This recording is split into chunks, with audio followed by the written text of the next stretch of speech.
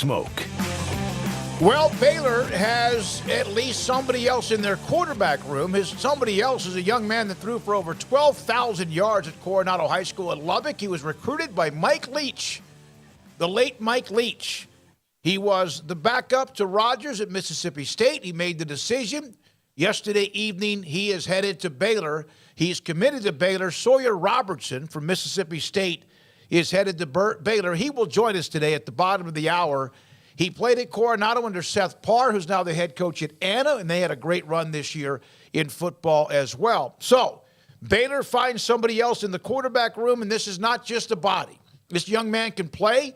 Blake Shapen, of course, is right now the only returning quarterback in the room, and Sawyer Robertson, somebody that we'll have on at 3:30 today to discuss. I've learned a lot about him. We'll have him today at 3:30. They needed somebody, to push as possibly a starter, to push Blake Shapen to push back, and for them to compete against each other so they can actually be a lot better at that position in 2023. Yeah, it'll be interesting to see how that goes. And Sawyer Robertson has a lot of eligibility left. 4 years, I guess, so left. And that's great for them because now you've got a guy who, even if he doesn't win the starting job, you've got some time with him to go through that. And if he doesn't win the starting job, that to me hopefully means that Blake Shapen improved and made it so that nobody else was going to be the starter. And they still need to get one more because you got to have at least three quarterbacks on scholarship. So we'll see how that goes. But getting this one out of the way is going to be a big relief to the staff who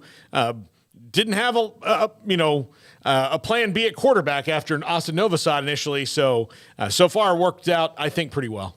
Yeah, I mean, this is major news for Baylor. This answers a question that had really grown to be maybe their biggest question of the offseason ever since Austin Novosad's decommitment, the flip on National Signing Day. I mean, that was one thing for him to go and choose Oregon.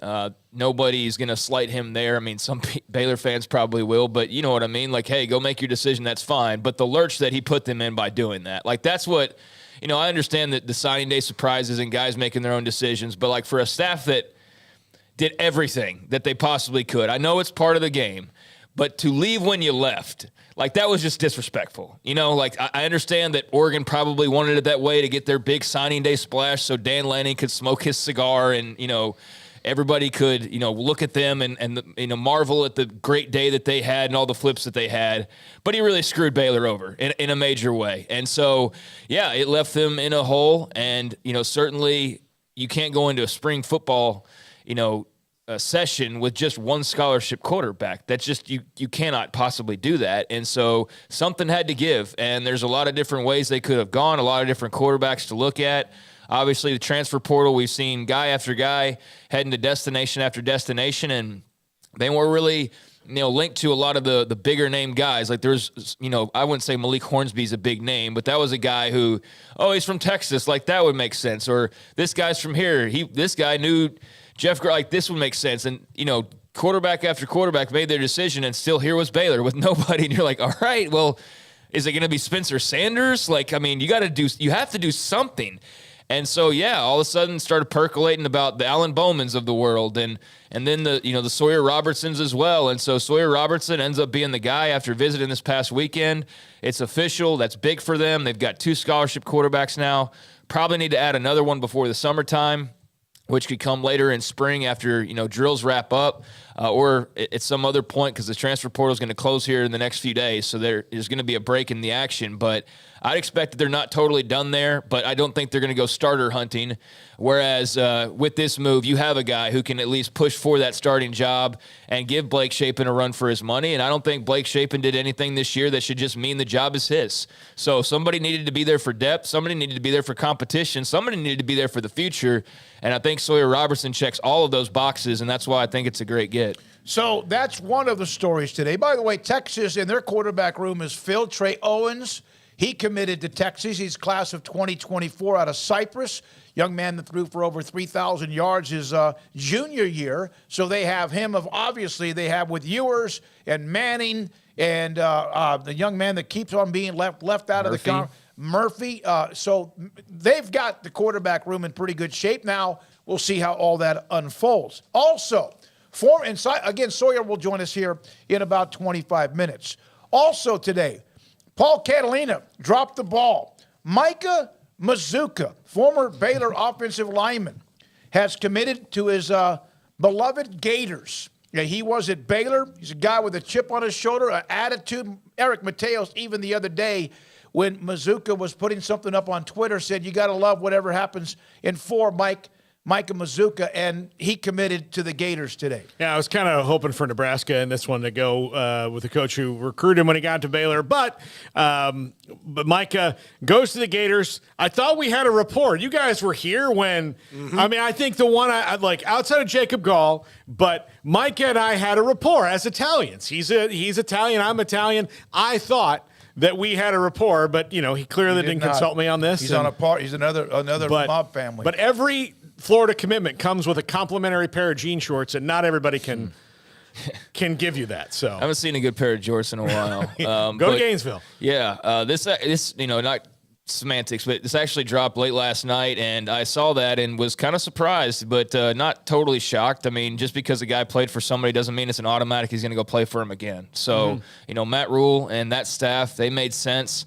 But that was also, if you'll remember, the offensive line position in particular, like a very weird churning wheel because of all that was going on. With George DeLeon, the late great, may he rest in peace, but he was the offensive line coach, but he wasn't really because he was injured. And so Sean Bell was the coach for a while. And then it's just been like a weird kind of revolving chairs until, these last couple of years with Eric Mateos settling it all down. But I know that Mazuka was a guy that that staff, that Matt Rule staff, thought a lot of as far as his NFL potential goes, which is how they looked at a lot of guys. And, hopefully for his sake, he can live up to that. I know at his best, he's pretty good, but I know that, everything wasn't always perfect for him, with the Bears and in Waco. And so good for the Gators to land him. And I know that they need a lot of help after Napier's first season, so he should boost them on the offensive line. He's not going to be their end-all, be-all, but he'll certainly make them a little bit better. We will today also hear from, and he's become a heck of a part of our show, Frank Harris at UTSA, coming back for another year. He's headed to Tyler, as is Bijan Robinson and Max Duggan, for the Earl Campbell Tyler Rose Award dinner tonight at Willowbrook Country Club. And we will have Frank Harris on today at 4:45. Deuce Vaughn, also one of the finalists, not able to attend. His parents will be there, but he will not be there in attendance. And we'll see possibly one of the two that I mentioned. Other than Frank Harris, there's a chance we may get one of them in the 5 o'clock hour. John Paul Richardson, Oklahoma State, headed to TCU. Jordan Birch, we've been discussing him, right? Yeah. He's headed? Oregon. Jordan Birch, had he kind of come out the first day of the portal, he would have been a top 5 guy in the portal no matter what. He's a 5-star recruit in the class of 2020. He's played well at South Carolina. It's kind of weird. Like, everybody's kind of bullish on South Carolina, but they've lost both their defensive ends now in a matter of 3 days. Both their tight ends, their starting running back, Spencer Rattler's coming back. So I don't know what to think about them because they've lost a lot of players, but that happens when you have a new coach and Shane Beamer. But Oregon continues to do really well in the offseason and building their team. And they bring in Jordan Birch. And, of course, the connection, Dan Lanning recruited the heck out of him when he was at Georgia in that class. You mentioned Rattler. He did announce, in fact, that he's coming back for another year. And Craig, Oregon's hot. Obviously, South Carolina had a great run near the end of the year. John Paul Richardson, I didn't give you a chance to comment on him if you want, as far as some of the other news in college football. Yeah, I mean, Birch is obviously a huge pickup for Oregon.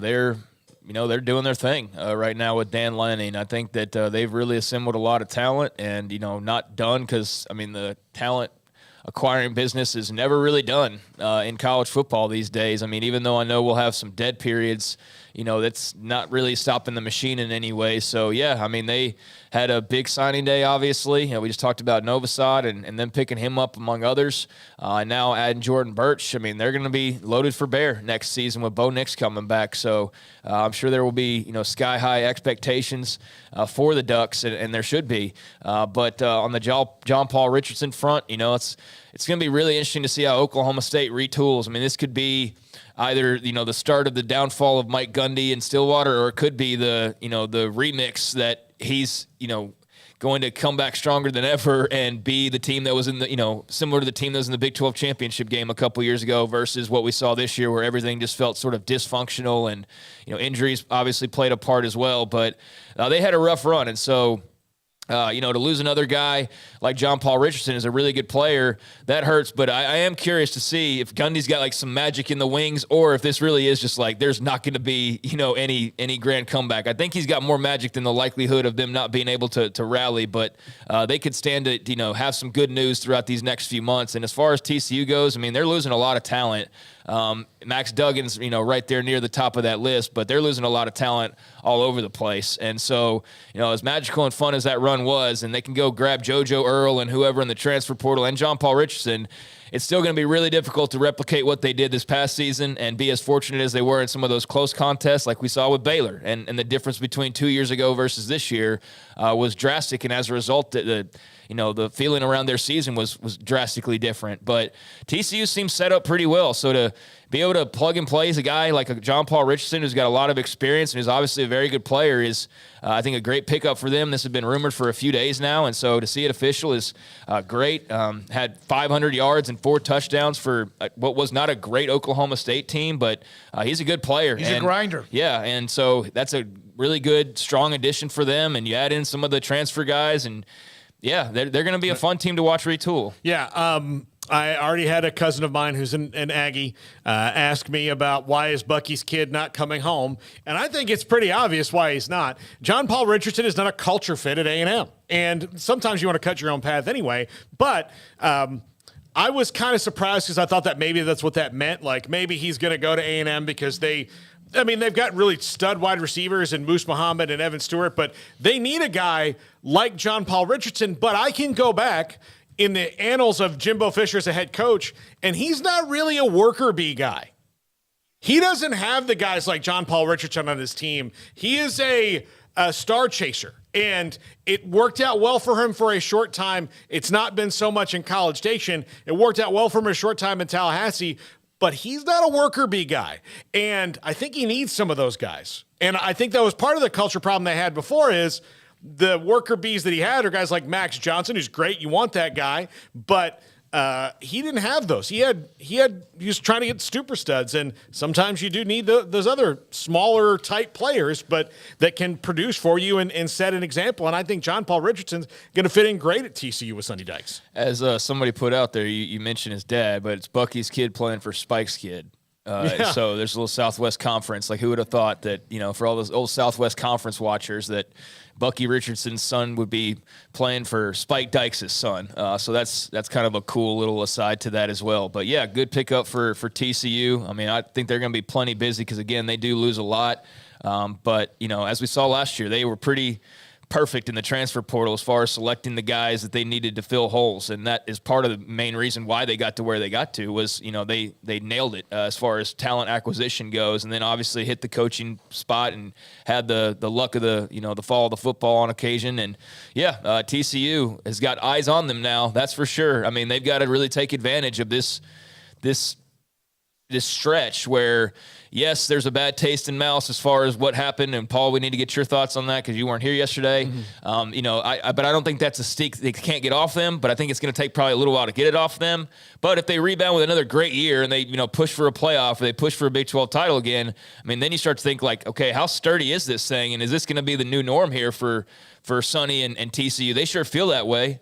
I'm really excited to see how they follow up this historical run that came to an end on Monday night. They have taken advantage up until now, and obviously into the next whatever happens with the portal, et cetera, even another signing day of their juice, despite no matter what happened on Monday night. So